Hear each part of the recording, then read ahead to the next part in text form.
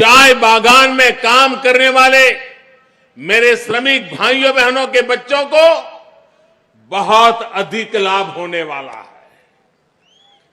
वो इसलिए क्योंकि इसमें स्थानीय भाषा में पढ़ाई और स्थानीय व्यवसायों से जुड़े कौशल उसके निर्माण पर बल दिया गया है। जब स्थानीय भाषा में मेडिकल पढ़ाई होगी, जब स्थानीय भाषा में टेक्निकल एजुकेशन दी जाएगी, तो गरीब से गरीब के बच्चे भी डॉक्टर बन सकेंगे, इंजीनियर बन सकेंगे और देश का कल्याण करेंगे। गरीब से गरीब मां बाप के सपने पूरे कर पाएंगे। असम जैसा राज्य जहां टी, टूरिज्म, हैंडलूम और हैंडीक्राफ्ट आत्मनिर्भरता की बहुत बड़ी ताकत है, ऐसे में यहां के युवा जब इन स्किल्स को स्कूल और कॉलेज में ही सीखेंगे तो इससे बहुत लाभ होने वाला है। आत्मनिर्भरता की नींव वहीं से जुड़ने वाली है। इस साल के बजट में भी जनजातीय क्षेत्रों में सैकड़ों नए एकलव्य मॉडल स्कूल खोलने का प्रावधान किया गया है, जिसका लाभ भी असम को मिलेगा। साथियों, ब्रह्मपुत्र के आशीर्वाद से इस क्षेत्र की जमीन बहुत ही उपजाऊ रही है।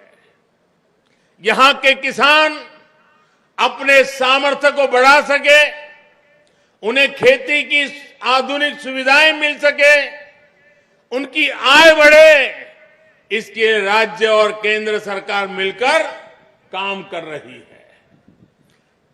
किसानों के बैंक खातों में सीधे पैसे ट्रांसफर करना हो, किसानों को पेंशन के लिए योजना शुरू करना हो, उन्हें अच्छे बीज देना हो, सॉइल हेल्थ कार्ड देना हो, उनकी हर जरूरत सर्वोपरि रखते हुए काम किया जा रहा है। मछली पालन पर विशेष जोर देते हमारी सरकार ने मछली पालन से जुड़ा एक अलग मंत्रालय काफी पहले ही बना चुकी है। मछली पालन को बढ़ावा देने के लिए जितना आजादी के बाद से खर्च नहीं हुआ, उससे ज्यादा अब हमारी सरकार खर्च कर रही है। मछली व्यवसाय से जुड़े किसानों के लिए 20,000 करोड़ रुपए की एक बहुत बड़ी योजना भी बनाई गई है, जिसका लाभ असम के मेरे मत्स्य उद्योग से जुड़े भाइयों को भी मिलेगा। सरकार का प्रयास है कि असम का किसान, देश का किसान जो पैदावार करता है, वो अंतर्राष्ट्रीय बाजार तक पहुंचे। इसके लिए कृषि से जुड़े कानूनों में भी सुधार किया गया है। साथियों, असम की अर्थव्यवस्था में नॉर्थ बैंक के टी गार्डन्स की भी बहुत बड़ी भूमिका है। इन टी गार्डन्स, उसमें काम करने वाले हमारे भाइयों बहनों को जीवन आसान बने, ये भी हमारी सरकार की सर्वोच्च प्राथमिकताओं में से है।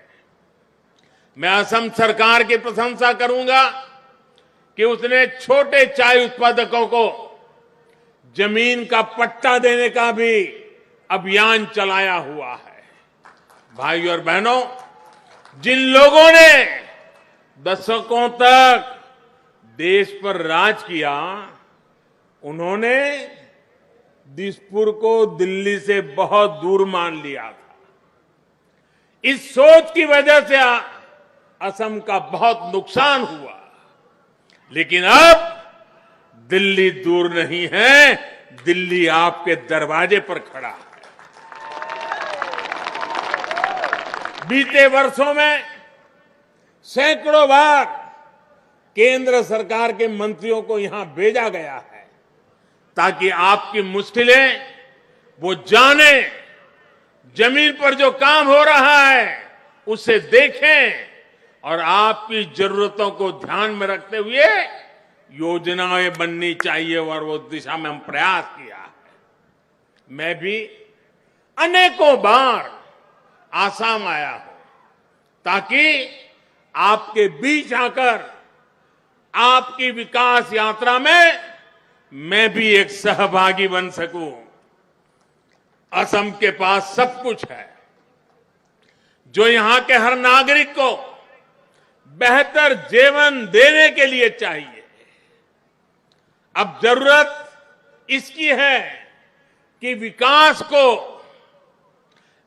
का, प्रगति का जो डबल इंजन चल रहा है, जरा उस डबल इंजन को और मजबूत करने का मौका आपके पास आ रहा है। मैं असम के लोगों को विश्वास दिलाता हूं, आपके सहयोग से, आपके आशीर्वाद से असम के विकास में और तेज गति आएगी।